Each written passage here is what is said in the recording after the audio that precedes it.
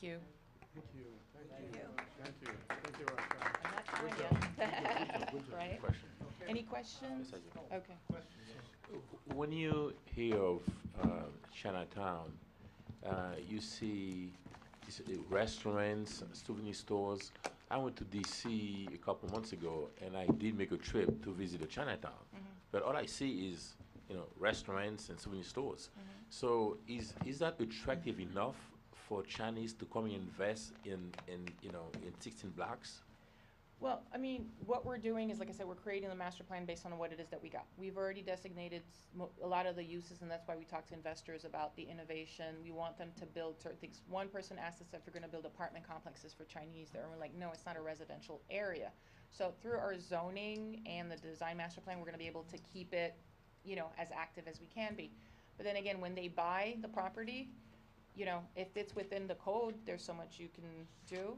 We do want food, Chinese food, and tourism. One suggestion was to have like each block representative of a different era for tourism, a museum, a cultural facility. Several things came out of it, but at the end of the day, what we're doing is we're creating a framework for them. And as business owners themselves and investors, they're the ones that's going to activate it. We're not going to be running it. And, they would like to see a beneficial outcome themselves. So, and I encourage you to participate in the steering committee meetings as we advertise them, and also, or you can just communicate to your representative right here. That property off of I-95. We have a tendency in this city, and I'm going to be redundant, but we look at the near term, we don't look at the long term. That property on the I-95 corridor, mark my words, in 20 years is going to be extremely valuable. Extremely valuable. Any major metropolitan area in the country, you go to New York, you go to Washington, D.C., Baltimore, Boston, right off of those freeways and highways and byways, that property is extremely valuable. People are not going to want to travel down to Brickell Avenue in 20 years, waiting an hour and a half, 2 hours to get on that expressway to get down there. I've been preaching this, I'm saying, look, I brought it up, go 30 stories, develop it. It's there. The same thing with 119th Street. It is there. We got to have a vision. And the nice thing about the Chinese people is they think long term. I work with them in Vietnam. They think long term, not short term. And you know what? I think it's a good One deal. quick comment is, and we came back on the 16th or 17th, it's still a blur, but like 2 days later, we find out that the flea market on 7th Avenue, 141, Oh, yeah. a Chinese investor bought it. Good. It's not in the Chinatown, it's in my music city, but still, Maybe somebody bought one of it. these days we'll have the wisdom in the city to change the height restrictions, and that will become a beautiful property instead of the, let me be nice and say, let me call it. Yeah, no, but I mean, it's good. I mean, this is what we need, and I think, we're thinking outside of the box, right? That's the way you got it. We 7th at 441 has been a disaster everywhere you look. And we're thinking outside of the box, and the fact that not only the mayor and council, residents, business owners, and everything, they're looking at us. So, 40 years ago, when you were in New York City, and you looked at the west side down by the pier, and you looked at everybody was leaving. They wanted to get out of there. The city was almost bankrupt. Today, that property is absolutely gorgeous. They got the High Line up there. It was like 30 stories of a park in the sky. The property is beautiful. We created good jobs, good income for people. We uplifted people economically. The city is absolutely gorgeous. I was there last summer. And, you have the same potential here. Where the World Trade Center was when I was a kid, that was dumb. Nobody wanted to go down there. It was Hell's Kitchen. Look at it today. I mean, that's what it was called. It was Hell's Kitchen. yeah. And it was all radio stores down there. Yeah. Beautiful today. So, A Ms. vision, Ms. thinking out of the Novo? box. Yeah, you had What a would comment? happen to all the businesses that are there in 7th? Well, I mean, if they choose to sell, they sell. If they don't choose to sell, they'll be part of the look and feel of Chinatown, and they will benefit from the new businesses that are coming around them. We're not in the business of gentrifying. We don't have eminent domain. There's no such thing for CRAs, and it's not, you can only do eminent domain for like a government, a public good. This is not it. We're just identifying an area that needs a new investment, a new cash investment. And we're gonna provide the framework, what it's gonna look like, the architectural design, and so on and so forth. The CRA will provide grants to the existing businesses that will stay to have that Chinese look, to have the same way you saw McDonald's in English and Chinese, Burger King will have English and Chinese Burger King. Okay? So we're not in the business of getting people out. They will, if a person comes in and offers you 3 times, you know, the value or what it's worth, and you're ready to retire, it is your choice. And Thank just you a, very much, Ross. Very good. I was Thank you. just gonna say, and just a side to Dr. Maurice, my understanding is that the Washington Chinatown is not one for you to look at. I believe there's one in Philadelphia, that if you look online, you'll see, a totally different concept. San Yeah. Francisco. There's Seattle, San Francisco, Philadelphia. New York. The reason why we bring up the Washington DC one is because that one was done with a master plan. The planning department came up with that, and we're kind of using that, but we're learning from what they did, and we're focusing on the prosperous ones that we've seen in other cities. Okay, Rasha, thank you very much. Is there any public comment? Anybody from the public want to speak? Okay. Is there any old business? I have something to bring up. I don't know if it's old or new. Okay. I'll be brief. It has occurred to me, and I've discussed it with Rasha, and said I would bring it up, regarding the way we do grants and the way we ask for bids from 3 different contractors, and we base our grant on the lowest bid. But generally, in many cases, the people that are receiving the grant take the lowest bid. But I think we've seen recently, and I think it's been this way in the past, that the lowest bid sometimes has ended up giving us and the contractor, us and the grant recipient, a lot of problems, because contractors that do the lowest bid, I know I never take the lowest bid, because it's always the most expensive in the end. Because they go in and they know there are going to be other issues, but they don't identify the issues, so they can bid lower. They count on change orders to make up for the low price. That leads to some sort of, I would say, I'll just say dishonest behavior, and you don't really want someone like that. That's not that's not straightforward. Doing your project, and I find those people many times also are looking for ways to gouge you, on change orders and things. So, just recently we can talk about, I think, Captain Jim's, the original renovation of the facade, and I think she had 2 contractors that she had to fire. So that cost us money because we went in and helped her out. Mary's Pound, they opened up the walls. Oh my God, there are problems there. Well, any good contractor would have observed that and seen that there were going to be some problems when you pull that stuff off the walls. But now the contractor that's there can go and say, okay, now we have to have a big change order. And once you've got someone that's involved, you really can't change contractors. It's very difficult. So they kind of have you, and they can put whatever price they want on the change order. And then, my experience with the building I have is the Cafe Crema, and they took the lowest bid on their contractor, and they've had a lot of problems, and I think they've gotten gouged, so, on change orders. So I believe that they've ended up paying maybe more than, maybe even not the highest bidder, but, they paid a lot more than they thought they were gonna pay for their renovation, and I think that's the case with all 3 of these. So that's my idea, is maybe we should look at another way. Is there a suggestion you have, Clerk? Well, maybe Roger can speak to that. I think some sort of vetting process. Maybe we end up with a stable of people that we know are reliable contractors, and then they can be added to if someone brings in a contractor they particularly prefer. Right, vetted, pre-qualify, a stable of pre-qualified contractors that we use, so we have a little better idea of what the real cost is and not what the lowest bid is that really ends up being the highest bid. And we also have more control over the contractor themselves.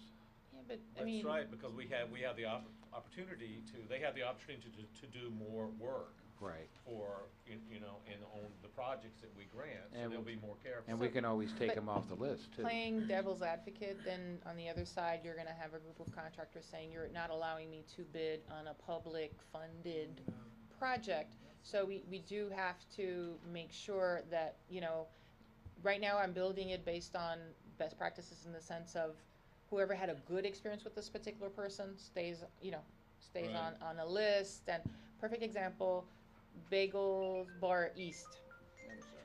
You know, I met with them 5 months ago. They can't find a contractor who can come and give them a bid because either the job is too small and there are too many businesses out there. You know, there's so many other things that, you know, that are making it very difficult. So there are other ways. I think, you know, when Clark and we talked about it, and whatever we do obviously is for next fiscal year. Couple of things I've been researching. You can look at making it that you do have. What I've done now is, for instance, the building official helps me out. When an applicant comes in, we're gonna do a pre-bid meeting with the 3 contractors that the applicant has found. Can I suggest something? Sure. If someone has other bids, On the mic. you just keep a running tab and you make them aware of the fact that you're going to put them on a list of not so much approved but unapproved contractor based upon their actions. I mean, because you could do that, it's just, you just keep a list for everyone, say this has overrun this amount this many times, and perhaps you notify them up front and say, you know, if you're underbidding and you know it, be aware we're gonna keep tabs on it. And we will, because the moving forward, I am, you know, once as of October 2nd, right? As of October 2nd, when we're fully operational and we know we have a vision and a future, I'm gonna work on having somebody who's kinda like a GC, right?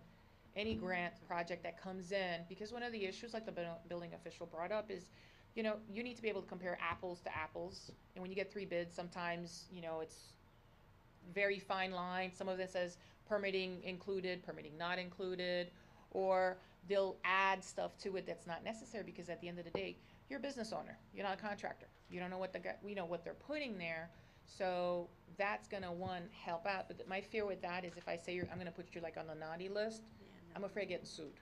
Right. Do you know? So, and I can't really say to you, this particular contractor didn't work out, or, you know, was not good, don't use them, because that is your choice. Do you see what I'm saying? I can just make a recommendation. Right. And like I tell everybody, in every plan is perfect until a human gets involved. And then whatever your perception is could change, or that contractor could do a great job for you. But then, so there are Maybe, ways we yeah. can do it in the sense of like having a threshold, like, you know, you can't go over 20% of a certain number that we've agreed upon once the grant is approved. But then again, also having, like I said, I'm using the building official now, where he'll look at it and go through it and say, okay, this guy is gouging you. Mary's Pound, for instance, a perfect example. When I brought him to the second phase of it, he looked at all the paperwork and he's like, the first bidder was at 23,000. He covered all of it. Mm-hmm. Do you know what I'm saying? But our guidelines say the lowest bidded amount. The lowest bidder did it for 15, but he didn't cover everything. Mm-hmm. You know, and I wouldn't know that. You wouldn't know that because you're not a contractor. Do you know? So having that expertise on staff is going to be a very big plus. And also building a list, I definitely want to do that. I just don't want to be too restrictive, because, you know, I'm afraid of being sued, to be honest with you. Well, if you if you keep a list of those contractors that have performed what they say they're performing, and now somebody comes to you with you and they've got 3 contractors that you know are not good, you could say, well, you know, why don't you just subtly suggest they call this I don't know if you contractor? do that. Yeah, Can't do that. you know, I can Yeah. say it, but then This it could is be his public friend, money. and then I get in trouble. Well. You know, no, at the end of the day, you know, I've, you know, this contractor caused a little bit of problem. I can say all of that, Yeah. but then, you know, he can come back and like, well, I'm still picking him. Well, you know, the city has an approved vendors list. Why couldn't we? That's a question It for our might be attorney, but- better- I mean, another idea might be to have someone that's an expert say, okay, this is Yeah. the grant, these are the things that need to be done, these are the issues that have to be bid on. And so Yeah. everyone has the same scope of work Right, yeah. that they have to bid on, I that's, think that's that- broken That's- down more yeah. precisely. So That's what everybody's the- bidding on the same thing. Yeah, So if you have somebody that goes and looks to see exactly what, like, oh, Mayor's Pond's got all this mold, mhm, and Right. this has to be, and so then that gets put in it. Yeah. So if you have one Something at person least to, do that. to get a little more professional about how that process is Mhm. happening, so that we get a little more efficient, mhm. and we don't have as many they don't have as many headaches, and I guess we don't have as And, many and headaches. to Yeah, we've answer, had- to answer your comment about having a approved vendor, we're reimbursing the grantee, we're not contracting with the contractor. Do you know what I'm saying? So we can have a list, again, but I'm making a recommendation to you as the grantee Well, of- here's a list of people. of lists. It's not approved vendors, because I'm not No. paying the vendor. I No. have a question. I liked it. How the owner or the property deal with the contractor? They deal alone or the CRA is an advisor? In They what bring sense? the three contractor? They do their own, they bring their own contractors for the bid. Then I think that that's where the mistake is. The CRA is supposed to be involved in that, No, like advisor, no. like an advisor. May I say something? I agree with what he just said, because I'm in that predicament right now.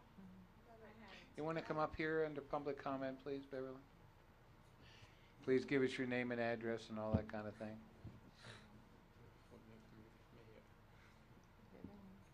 Beverly Hilton.